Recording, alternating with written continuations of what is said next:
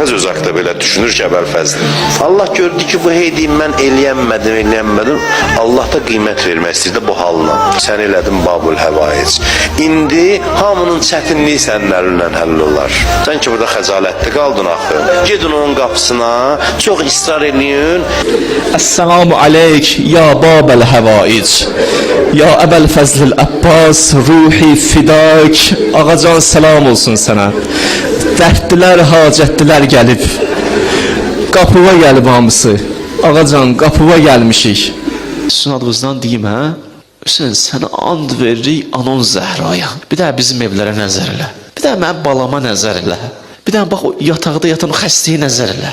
Hüseyin, bir dənə nəzər elə günahkar canımıza. Hüseyin, nəzər elə bizə. Hüseyin, nəzər elə bizə.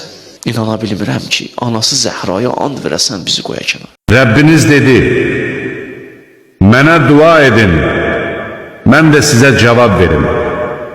Həqiqətən mənə ibadət etməyə təkəbbür göstərənlər cəhənnəmə zəlil olaraq girəcəklər.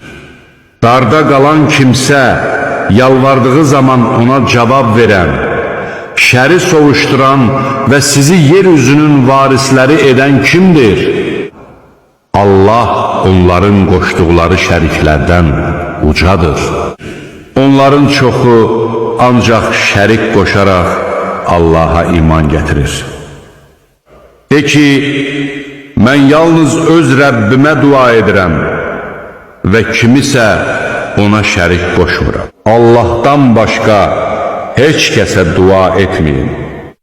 Kafirlərin xoşuna gəlməsə də, dini məhz Allaha aid sayıb ona dua edin.